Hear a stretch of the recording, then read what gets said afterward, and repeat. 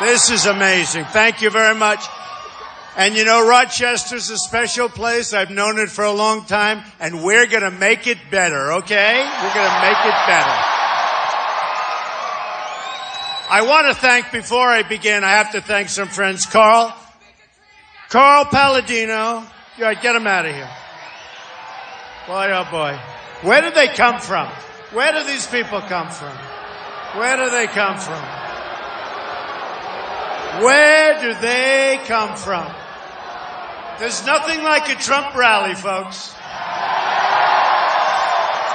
I want to thank Carl Palladino, James Howe, Bill Nojay, and Bill Rylick. Thank you, kids. Great job. Really great job. So let's talk a little bit about Rochester for a second, because we're here. We come upstate. I know what's been going on for a long time. This same group, including Carl and many others, they asked me to run for governor. Between you and I sort of said, I'm sorry, but I'm doing something else I didn't want to say. This is what the something else was. And I think it can have a lot bigger effect on upstate New York and on Rochester by doing what I'm doing than I could have even as governor. Although you would have been fracking by now, a long time ago, you would have been fracking, I'll tell you that. It is sad, though, when you go at the line and you see in Pennsylvania machines, boom, boom, boom, all the way up and down the line, and yet on the right of the line, we can't have those machines because they're bad for the environment, okay? So, explain it. We could have wiped out our debt in New York. We could have wiped out our debt. But, hey, we will get it straightened out, folks. One way or the other, we're going to get it straightened out. Here's some statistics. I just did this on the way up, and I wanted to do it. And I have a lot of friends that are here from this area, and they're hanging in there. They're hanging in. They're not leaving. But in New York State, lost 3 out of 4 manufacturing jobs that existed in 1960. You know, when you think of that, 3 out of 4. Rochester, which is an amazing place with amazing people, which we see today, has lost more than half of its manufacturing jobs since 1997 due to NAFTA, Asian currency manipulation, and China. I mean, you know, give me a break. I've been talking about this for 5 years, for 7 years, forever. Century Safe just left. They moved to Mexico, right? No good, no good. I'm the only one who knows how to stop it. I would stop them so fast your heads would spin. Your heads would spin. And I guarantee you one thing, I'm not buying Century Safe, that's for sure, right? I'm not buying the product. The entire country lost 1/3 of its manufacturing jobs since 1997. Think of that. How sick is that? How sad and how stupid is it that we put up with it? 1/3 of its jobs, manufacturing, since 1997. Since 1999, Rochester has lost 32% of its transportation jobs, 30% of its building and ground maintenance jobs, and 43% of its science jobs. 43% gone. All right, you do. You need somebody fast. I know that.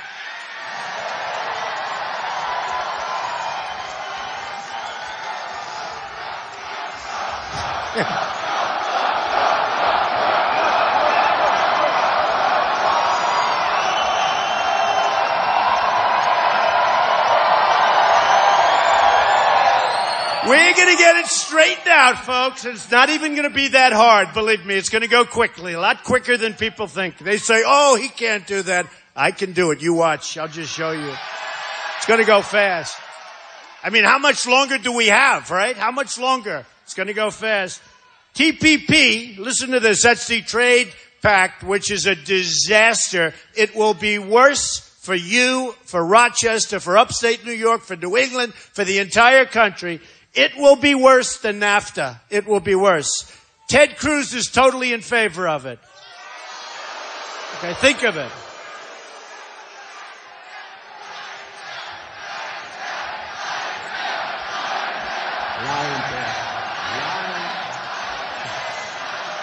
Lion Ted. He's a beauty. I've met a lot tougher people than him over the years, but I've never met anybody that could lie like him. Of course, a really good liar doesn't get caught lying, right? He gets caught. Remember with Ben Carson? Ben Carson has left the race, he said. Vote for me. He's left. This was during election day. And Ben Carson endorsed me, by the way, and he's a great guy. But TP, which is a disaster, both of my competitors now are totally endorsing TPP. Will give 3,000 foreign companies, think of this one, nobody even talks about this, the opportunity to sue New York for the differential in payments because of the United States and New York regulations. We have regulations. These companies are now going to come in and they're going to sue us because we're allowing them to come in. The whole thing is crazy. And we have politicians, they're not so stupid, all of them. Some are stupid and some are being taken care of by, as you know, their lobbyists, their special interests. Me, I'm self-funding my campaign, folks. Nobody's taking care of me. Nobody. Now, I mean, think of that. So they're going to come in, we're going to end up with thousands of lawsuits over what? Over the fact that we allow them to come in. Rules and regulations, and we have to abide. But we don't have to abide because of them. It's going to end, folks. The stupidity is going to end. Now, Bausch & Lomb, you know all about Bausch & Lomb. They moved their headquarters out of Rochester. Xerox is outsourcing to IBM in different locations. The whole thing is a catastrophe. Could I ask you a question? I love loyalty. I love the fact that you stay. Why did you stay? Why? Why? You know why you stayed? Because you know if I get elected, Rochester is going to boom again, okay? It's going to boom again. Our whole country is going to boom again. You know, I'll give you a little example. So I hear about Century Safes. I just heard about it today. They left. They're going to Mexico. They're going to make safes. They're going to let go of 500 people. And here's what's going to happen. Very simply. They're going to make their safe. And I'm going to say, that's wonderful. It's a wonderful product. Good luck with it. But you're going to pay a nice big tariff or tax when you try and sell that safe to the United States. 100%. And if they know that before they make their decision to move and before they build their plant, if they know that they're going to be paying a 35% tax, they're not moving, folks. They're going to stay where they are. They'll be fine. And you know, I watch these politicians, corporate inversion. You see about corporate inversions. It's a huge problem where companies are moving out of the United States. They get lower taxes. And by the way, my tax policy, low taxes. I cut it. Some people, by far the biggest of any of the candidates that ran and that are currently running, but we cut the taxes way, way down for middle income people because the middle income has been forgotten in this country. It's been forgotten. Totally forgotten. And we cut them down for business. We're the highest taxed nation anywhere in the world.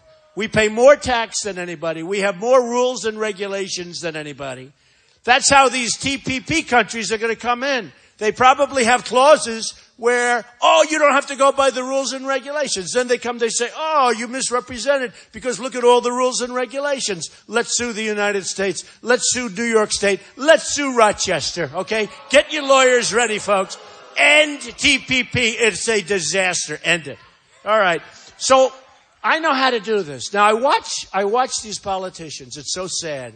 And they don't know how to stop companies from moving. Well, I know how. You just tell those companies, if you move, you're going to be taxed when you sell your product into the United States. And they're not going to move. And they don't want to talk about it because I love free trade. The problem is when you have free trade, you need smart dealers. You need smart negotiators. You need smart people running your country. We don't have that. We have just the exact opposite, okay?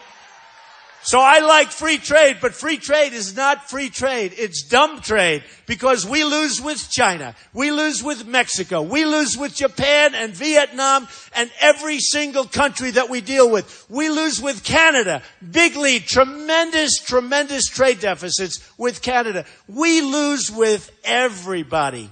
We lose. No more is right. No more. It's ended. It's ended. It is ended. And that's why nobody has crowds like this. You know, they stopped the buses from coming in an hour ago. There are thousands of people that want to come in, and they said they had a fire problem. Look at the size of this hangar. This is a big hangar. It's packed. Now, the press, which is so dishonest, they won't show that. They won't show that. No, they don't show it. They don't show it. You know, I just went through one. I came up. They asked me a couple of weeks ago, what do I think of? Thank you very much. We love you too. We love these people. We love each other. We want to make our country great again, right? Make America great again. You know, and I've been saying it. The American dream is dead, but I'm going to make it bigger and better and stronger than ever before. You watch. You watch. And somebody said the other day, well, what is your policy like on the military? And I said, America first. America first. You know, the New York Times wrote a terrible misrepresentative story, which they always do. They've totally, you know, it's a failing newspaper. It's probably not going to live for another year. But they write such negative things, just so, and they know it's wrong. They know it's wrong. They don't call for comment. They don't call for anything. Because I said, when we defend somebody, when we defend a country, we have to be reimbursed. You know, we defend Japan. We defend everybody. We're like the world's policemen. By the way, speaking of policemen, how great are the police today? How great. How great. And our firefighters are great. We love them. But they wrote a story and they leave things out. For instance, we defend Saudi Arabia. Who has more money than Saudi Arabia? They were making, before the oil went down, they were making $1 billion a day, okay? $1 billion a day. And we defend them. And we pay rent on places that we lease for our military. We pay rent. We take care of everybody. We take care of Germany. We take care of South Korea. We take care of Japan. We take care of everybody. And we're not reimbursed on a fair basis. So I said, whoop, do I hear some people over there? Oh, yeah. Oh. I hope so.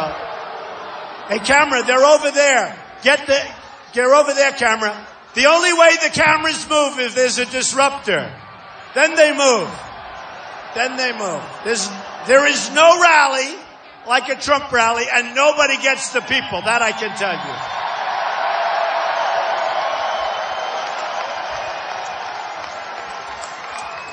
So we talked about it. And thank you. Thank you.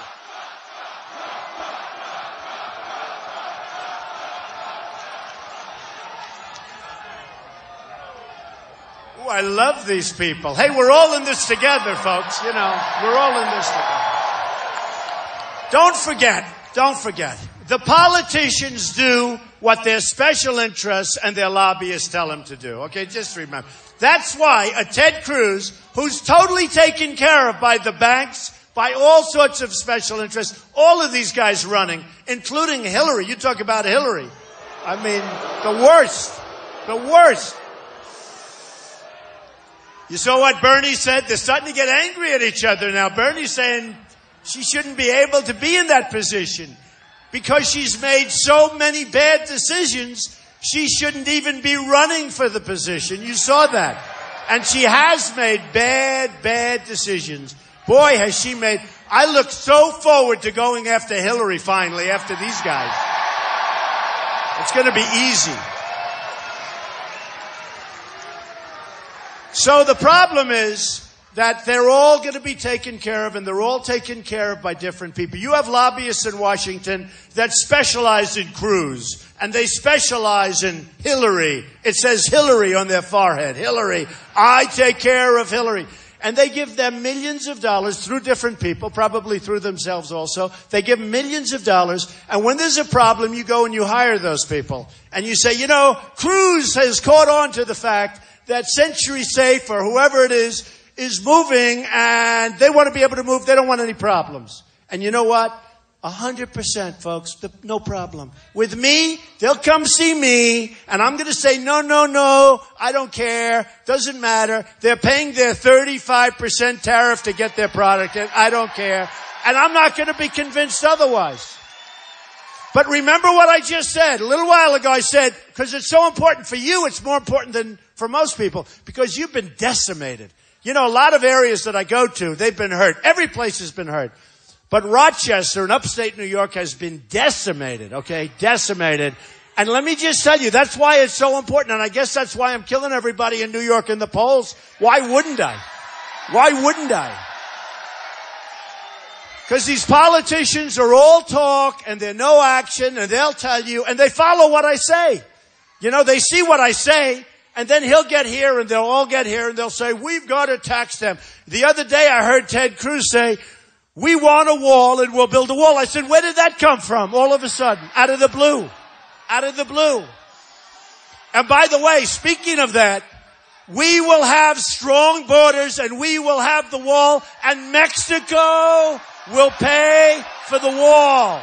Mexico will pay for the wall, believe me. Believe me.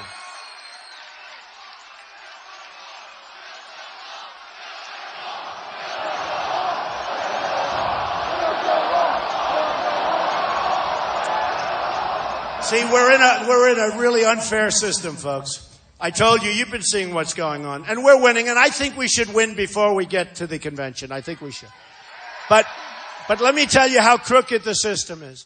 I go to Louisiana, worked hard, made speeches. I made a speech in a hangar just like this. It was packed. We had like 16,000 people the night before the election. I left. I wasn't expected to win Louisiana. And I left. I wasn't expected to win. I won 22 or 23 places now. Think of it. 22. 22. You ever see Cruz? He gets up. The only one that can beat Donald Trump. You know, Lion Ted. The only one that can beat Donald Trump. And then he holds the Bible up high. But I've been winning with the evangelicals, which is incredible. I mean, they should, because they don't like liars. But do you remember in the debate where he said, the only one that beats Donald Trump is Ted Cruz? Okay, except for one problem. One problem. What's the problem? He said, I've beaten him 6 times. I said, yeah, but I've beaten you 18 times. And he went like, oh. It was a weird moment, frankly. It was a weird moment. No, I've won 21 or 22 states. He's won half that number, maybe less than half that number. I've won, here's what's important, which they don't even count, because it's a crooked system, folks. It's a crooked system. And in all fairness, take a look at what's happening to Bernie. He wins. And I hear he doesn't have a chance. This is a crooked system, folks. This is a crooked. I'm not a fan of Bernie. I couldn't care less. You know, as far as I'm concerned, I couldn't care less about Bernie. But he wins, and he wins like me. I've won twice as much as Cruz. I've won millions and millions of votes more. People that have never voted are coming out to vote for Trump. People that are Democrats. The Republican primaries, it's up more than 70%. The Democrats are down 35%. Surprised me. But the Republicans, because of me, are up 70%, almost 70%. From 4 years ago, when we had a choke artist named Mitt Romney that should have won that election. No, he's a choke artist. But we're up 70% from 4 years ago. Now, every one of those people, if they try and do their little shenanigans, which is politics as usual, every one of those people that are all enthused, and look at all the people here today, and to think we had to stop the buses and thousands, please apologize to them. I'll come back. I'll be back a lot. But think of this. So I watch Bernie. He wins. He keeps winning. And then I see he's got no chance. They always say he has no chance. Why doesn't he have a chance? Because the system is corrupt. And it's worse on the Republican side. Because I'm up millions of votes on Cruz. Millions. I don't mean like I'm up by 2 votes. I'm up millions and millions of votes. I'm up by hundreds and hundreds of delegates. I go to Louisiana. I win Louisiana. And I say, isn't that beautiful? I love the people. I send them a note. Thank you very much. I love you, Louisiana. Then I find out that I get less delegates than Cruz because of some nonsense going on. No, I'm telling you. And I say this to the RNC, and I say it to the Republican Party. You're going to have a big problem, folks, because there are people that don't like what's going on. You know, they don't like what's going on. I mean, I win the state of Arizona, and Cruz wins Utah, which is far less in terms of the number of delegates, right? And then I see Cruz, I won Utah. He doesn't talk about the fact that he got killed in Arizona by a landslide. We've got a corrupt system. It's not right. We're supposed to be a democracy. We're supposed to be, you vote and the vote means something. All right? You vote and the vote means something. And we've got to do something about it. Now, here's what's going to happen. We're doing fine. We should have won it a long time ago. But, you know, we keep losing where we're winning. Today, winning votes doesn't mean anything. This is the only time. Have you ever heard anybody say, other than me today, that Donald Trump has millions of votes more than Cruz? Okay? I have millions of votes more than Cruz. And nobody talks about that. Delegates, I think about 200, maybe more than that more. But it's not right, folks, because what they're doing, and whether it's me or whether it's Bernie Sanders, when I look at it and I see all these victories that I have, all these victories that he's got, and then you look at the establishment, and I want to tell you, it's a corrupt deal going on in this country, and it's not good. It's not good. And it's not fair, and it's not fair to you people.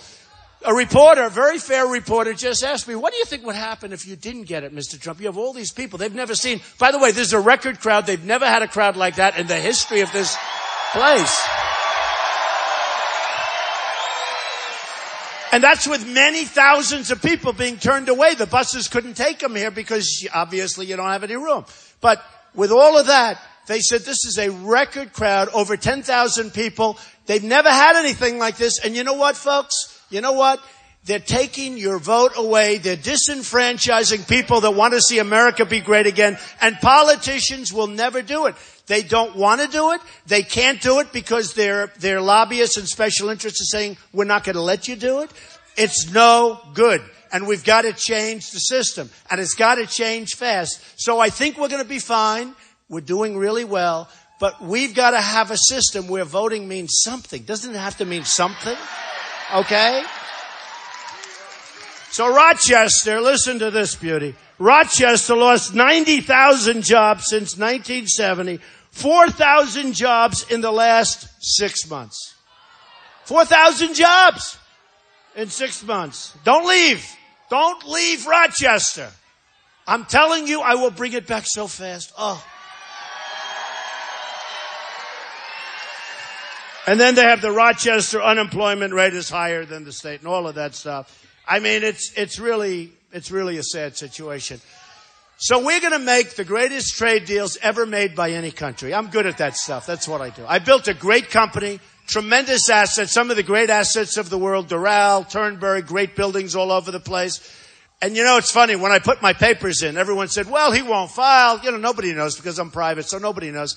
So I put the papers in. The press goes there. They were so devastated to see how great. And I'm not bragging about it. I'm just saying that's the kind of thinking the country needs now. They need thinking like thinking. They need smart thinking. Built a company with some of the greatest assets in the world, but tremendous cash flow, very, very low debt. And people haven't seen anything like it. And it's, you know, it's phenomenal. And all filed. They all said, well, maybe he'll take a long time to file. I didn't take a long time. I actually filed ahead of schedule. In fact, if I wasn't going to run, I probably would have filed anyway because it's a form of bragging. That's how good the company is, okay? I think I would have filed anyway. But I made the decision to run. And the reason I did was I had just had it. I watched the Iran deal being made, which now turns out to be a disaster. And I could have said it was a disaster when they started negotiating with infinity years. Did you ever see a deal take so long? Okay. Now, Kerry did not read the art of the deal, by the way. Kerry is an incompetent negotiator. Barack Obama is an incompetent.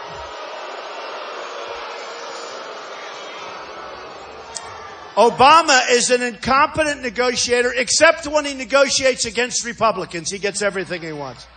You know, it's interesting. A friend of mine brought up something. They talked about, right, 3-4 years ago, they said, if we could only have the House, we got the House. Then they said, if we could only have the Senate, we got the Senate. And you know what? It's gotten worse. It's worse. The omnibus budget is a disaster. It lets people come in from Syria. It funds it. It funds illegal immigration coming across the border. It funds Obamacare, which we're going to repeal and replace.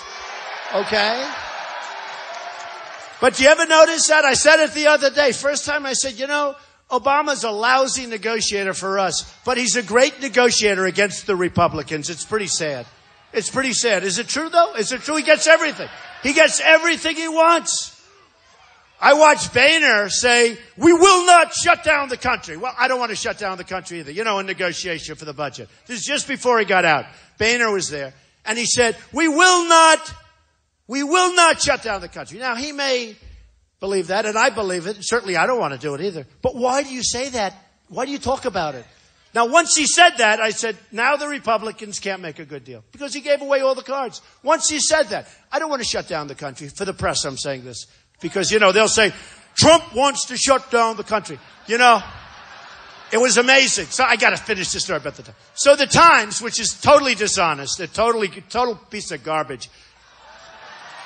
That, the Washington Post, how about that stupid Boston Globe? It's worthless, sold for $1. Did you see that story? The whole front page, they made up a story that they pretended Trump is the president.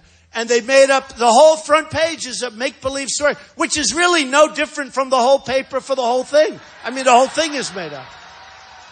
And I think they're having a big backlash on that one. Here's a paper that the New York Times spent $1.3 billion to buy.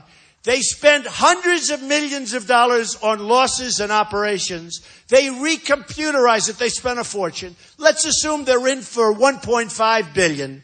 They sold it for $1, and then they do editorials telling me what I should be doing about Japan and about Saudi Arabia and about other countries that we defend, okay? So they wrote a totally dishonest story, totally dishonest, and they basically knew, but they don't put everything in. So we talked about, as an example, Japan or Saudi Arabia or any of them. And I said, no, we have to go to them. They have to pay their fair share. Now, I don't want them to defend themselves, and nobody is stronger and nuclear than I am. It's the biggest single problem that this world has. Not global warming. Obama said the biggest problem we have is global warming. And by the way, it's supposed to be 70 degrees today. It's freezing here. Speaking of global warming, we need some global warming. It's freezing.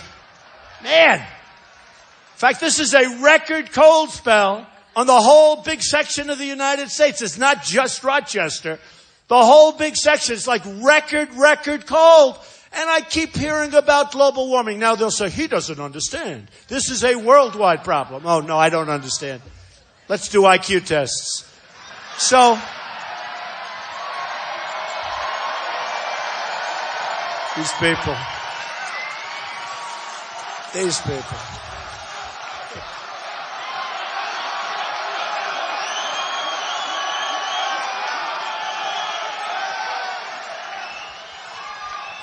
So I said basically, no, I want to defend Japan and other countries. In South Korea, we have 28,000 soldiers on the line between the maniac in South Korea, North Korea, and right. We have 28,000 young, brilliant, beautiful, wonderful soldiers that are in harm's way, that we love, that parents love, and they're very nervous. And we have this guy over there talking nuclear, talking everything else, and talking about, you ever see his armies? They're very big. And we have our people over there. And we're not properly reimbursed, okay? And Japan is not properly reimbursing. And Saudi Arabia, again, $1 billion a day. What are we doing, folks? They got to take care.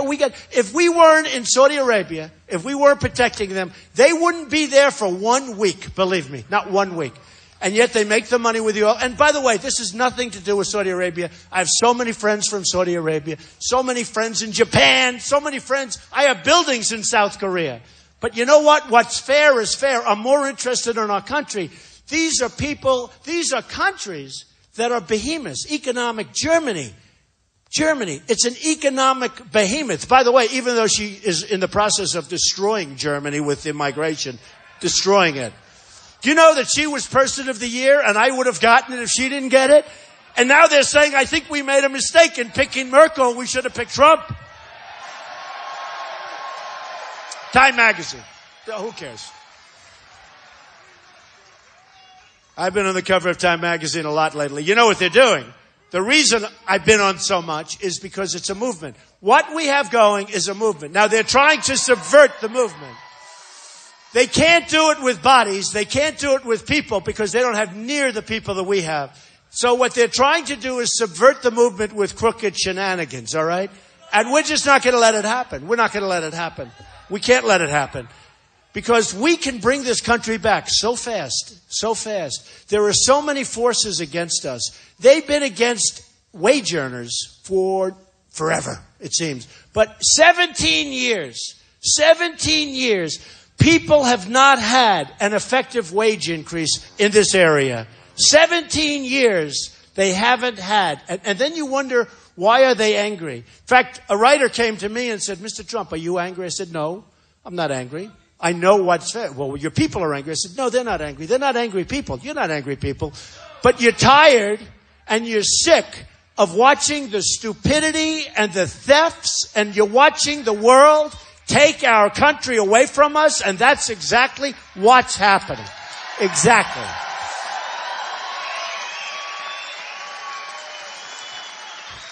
So I told the New York Times, as plainly as you're standing there, and I'm sorry we couldn't get you chairs. It's just too many people. But I told the New York Times, I said, no, they have to pay for these services, that's something commensurate. Even if we lose something, but we can't, we're losing our shirts on every single deal. We lose on trade, we lose on the military. You know, people say we have a military budget, which is true. That's many, many times any budget anywhere in the world. That's true. You know why? Because we're defending everybody else. We're not taking care of ourselves. We don't take care of ourselves. Now remember this, in a deal, and I wrote this in The Art of the Deal, you always have to be prepared to walk. Carrie, there it is, right there, one of the great books of all time. The Bible is the best, one of the great books. But I wrote, you always have to be prepared to walk. Now, if Kerry would have gotten up a couple of times from the Iran deal, like for instance, he should have said, before we start negotiating, we have to have our prisoners back. This is like 3-4 years ago. They would have said no. Great negotiators, the Iranians. The Persians are great negotiators, all right? So they would have said, no, we won't do that. And I would have said, if it was me, I would have said, bye-bye, we're going. And then you double up the sanctions. You'll have your prisoners back within 24 hours, 100%. 100%. I then would have gone very, very easily. I would have gone and I would have said, listen, the 150 billion, sorry, we don't have it. Did I ever tell you the story? My father, he thought I was a little bit rough around the edges. He said, son, you've got to take the lumps out, the lumps. You got to be a little softer. So in the old days, I would have said, we're not giving you the $150 billion. And, you know, there'll be a lot of anger and it takes longer to heal. But he would have said differently. He would have said, no. We have a problem. Our country owes $19 trillion.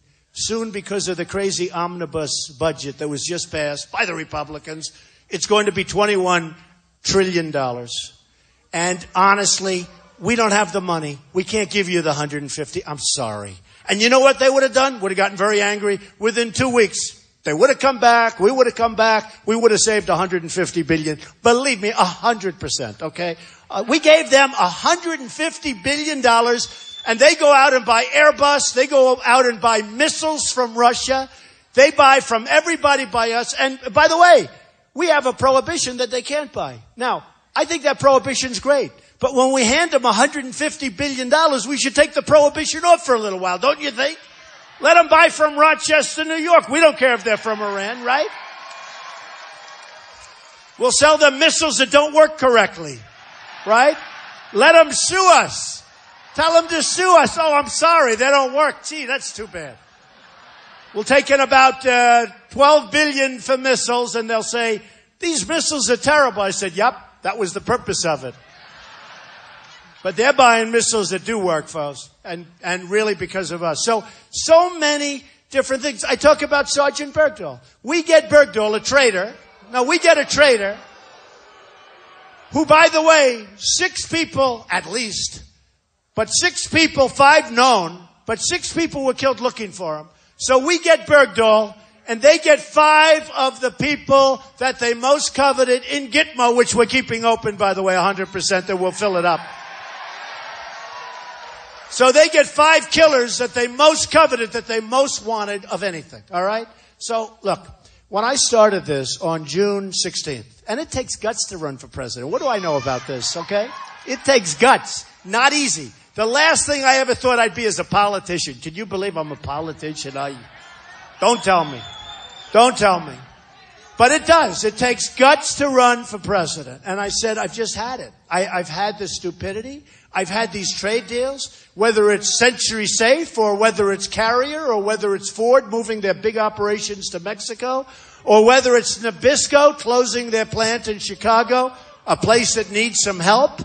And they closed their plant in Chicago and they're moving it to Mexico. How stupid are we, folks? How stupid are the leaders of this country? We're not letting them get away with it anymore. We're not going to let it happen. We're not going to let it happen. So we're going to do things. And I came down the escalator with Melania and I took a deep breath and I said, she'll make a great first lady. I will say. Sure. I took a deep breath and I said, let's go. And there were cameras downstairs. I say it all the time. I'm telling you, it looked like the Academy Awards. Look at all them back there. Look what we brought to Rochester today. Look at those people. Look at those cameras. Oh, if they were only honest. If they'd only really follow the camera. You know what some of them do? They wait till everybody leaves. Now it's empty. And then they'll say, we're here at the arena where Donald Trump, and everybody looks and they see this big empty space. They don't show it like this. They are really, really bad, dishonest people, but that's okay. You know, after a while you learn to live with it, okay?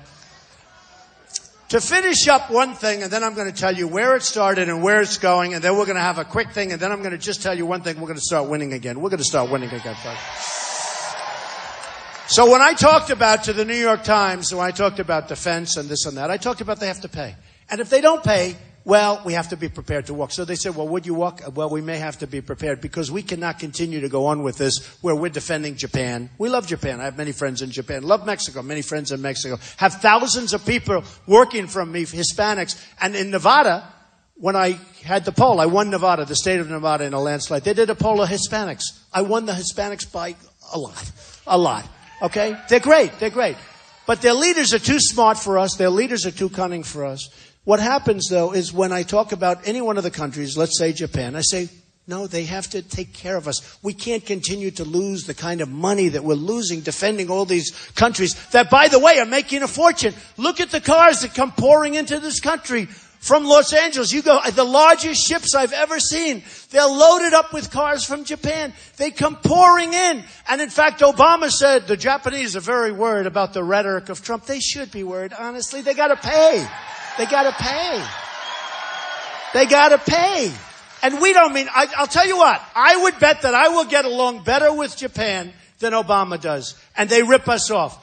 We'll treat them very fairly. I want to treat them fairly. I'm going to treat everybody fairly. Look at China. $505 billion yearly trade deficit, and they go and build a massive military complex in the middle of the South China Sea, which they're not allowed to do. And we don't do anything about it. We have so much power over these countries because of the power of trade. And we don't know it. We have leaders that don't realize that we have power. So with Japan, with any of them, but with Japan, I'd say very nicely, listen, we need help. You got to take care. We don't want you to arm. But you know what? You have to be prepared. You have the maniac. Japan is concerned about him. You know, there is a school of thought that Japan would be better off taking care of him and let us sit home and watch it on television for a change. Does that make any sense? I mean, you could make the case.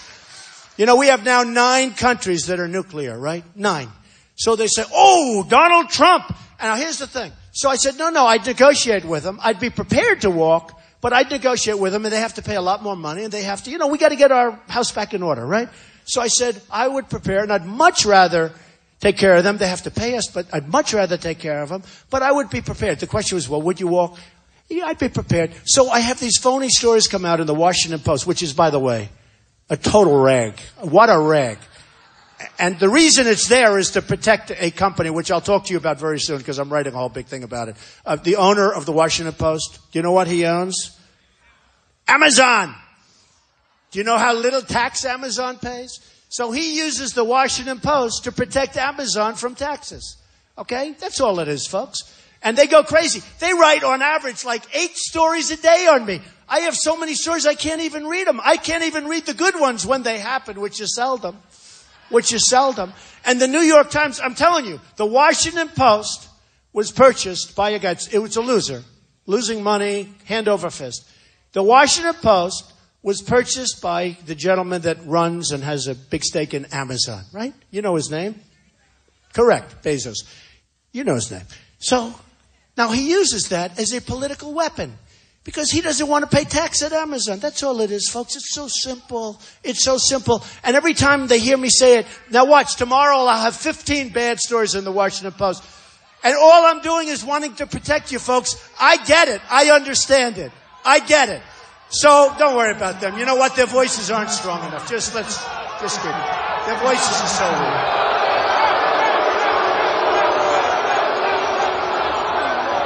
They're trying to protect Bezos.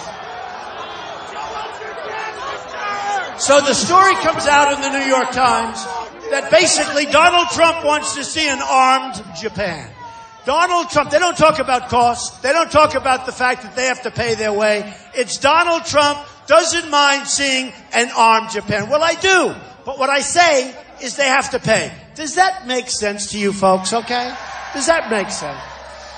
These are unbelievably dishonest people. I'll give you an example.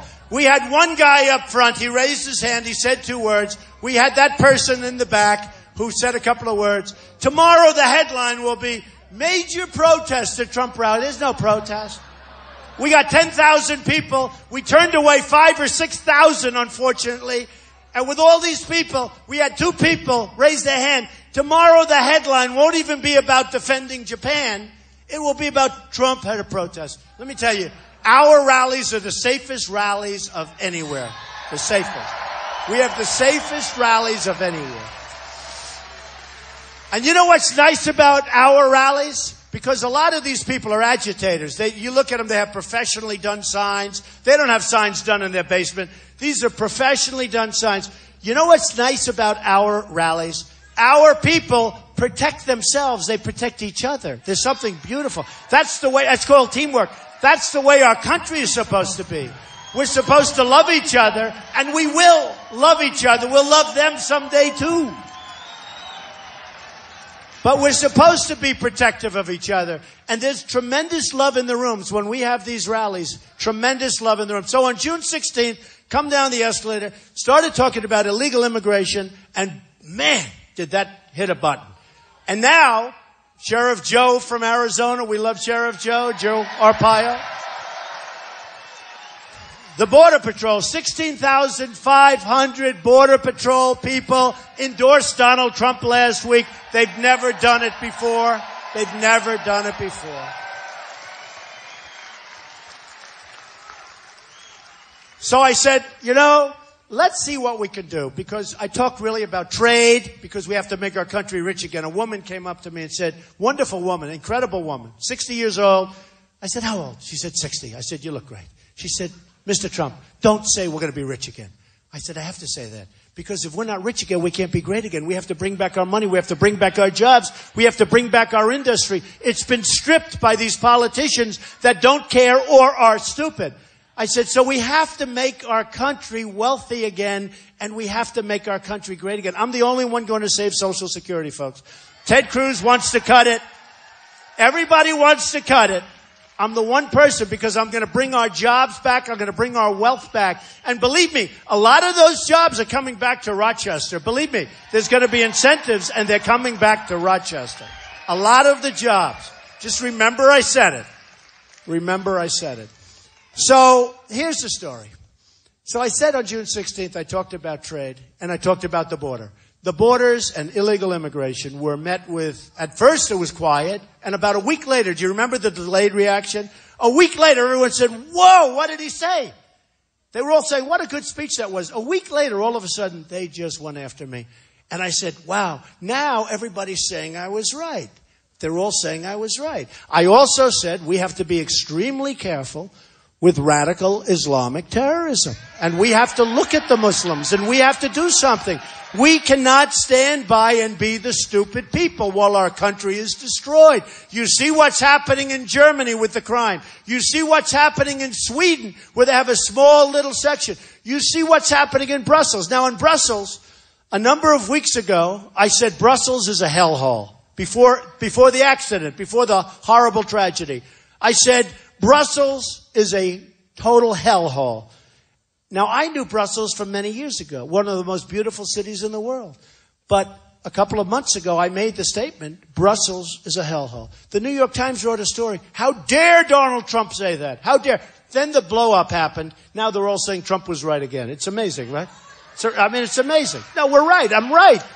I wrote in my book, in the year 2000, The American We Deserve, I wrote in the book, the year 2000, right? I talked about Osama bin Laden. So one of the television hosts didn't believe it. They brought the book into him. He said, wow, Trump was talking about this 2 years before the World Trade Center came down. I promise you, I would have taken that guy out, and you would have had the World Trade Center stand. I would have taken him out. I do know. I'm the one that talked about take the oil, right? I said, don't go into Iraq. It's a mistake. And I said it. Don't go into Iraq. I was against going into Iraq. But once we were there, you couldn't get out the way Obama did it. And he gave us an exact date. We are leaving on an exact date. And the enemy sat back and they said, wow. They didn't believe him. They thought it was a camouflage of some type. They didn't believe him. They said, wait a minute. He can't be that stupid. He's given us a date. He's given us a date. He adhered to the date. Now, I said, don't go into Iraq, but you can't get out without leaving some people behind. Not that it's worth it, because it's such a, you talk about hellhole. There's another hellhole. Now, Iraq is being taken over 100% by Iran. They've been wanting to do that for decades and decades and decades, right? But they're taking over Iran. Iran is taking over Iraq.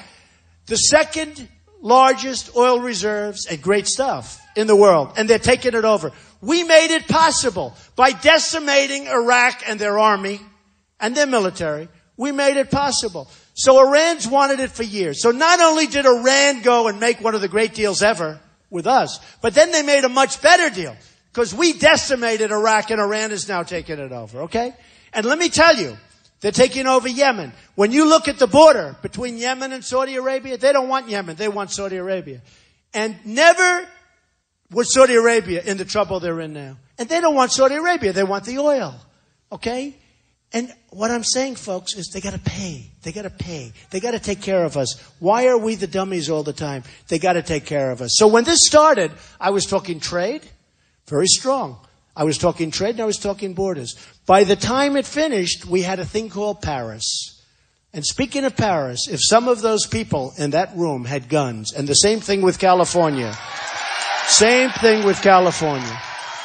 If some of those people in those rooms in Paris or that room in California were these two radicalized people that worked with them who were given baby showers for their child, if some of those people on the other side had guns, wouldn't have been the same story, folks.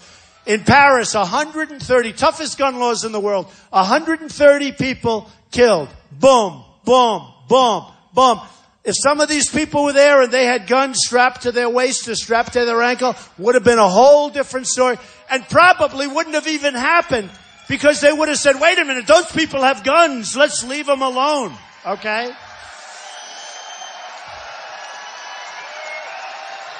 So,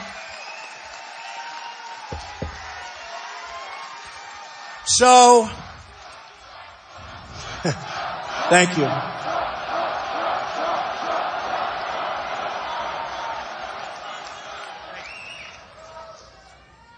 So, folks, we're going to start winning again, okay? We're going to start winning again. So important. This is a movement. They want to stop the movement, but I don't think they're going to be able to. This is a movement. This is millions of people, no matter where you go. I go to Dallas, we had 21,000 people. I go to Mobile, Alabama, we had 35,000 people. No matter where we go, we have the biggest crowds by far. Nobody comes close. The biggest problem we have is we can't get them into these massive hangars. We can never get enough people in. But we have a movement going. It's an incredible movement. It's actually not a movement of hate. It's a movement of love. Remember that. It is. It's a movement of love. It's a movement of people that want to see our country be smart and strong and great again. It's a movement of people that want to be taken care of, and they want to take care of. They're going to take care. It's a movement of people really that want to start winning again, because we don't win. We never win anymore. We don't win on trade. We don't win on the military. We don't win on education. By the way, we're ending Common Core. Education's going to be brought, right? Going to be local. We end Common. So important. We got to keep it going. And everyone says, oh, you have these great poll numbers. We need a great show of strength in New York State. It's so important. We need a great show of strength. You got to go, not this Tuesday, but the next Tuesday. 9 days. 9 days. You've got to go out and you've got to vote en masse. You've got to bring your friends. You've got to tell them about it. You are going to say this was one of the great days of your lives. You're going to say, when you cast that vote in 9 days on Tuesday, you're going to say it was the greatest single vote you've ever cast. And here's what's going to happen. We're going to start winning again, folks. We're going to win with our military. We're going to knock the hell out of ISIS. We're going to win at the border. We're going to build the wall, and people are going to respect us. We're going to have our country back. We're going to win with education. We're going to end Common Core, and we are going to bring it local. We are going to win with education. We're going to repeal and replace Obamacare. We're going to protect our Second Amendment. And we're going to bring jobs back into this country like you've never, ever, ever seen before. We're going to have a great, great economy again. We're going to have a great, great country again. And you're going to be so proud of your president, but I don't care about that. You're going to be so proud of this country. The American dream, remember this, and I've been saying it, the American dream is dead. But I'm going to make it bigger and better and stronger than ever before. We are going to make America great again. Thank you, Rochester. Thank you. We love you. Thank you. Thank you, everybody.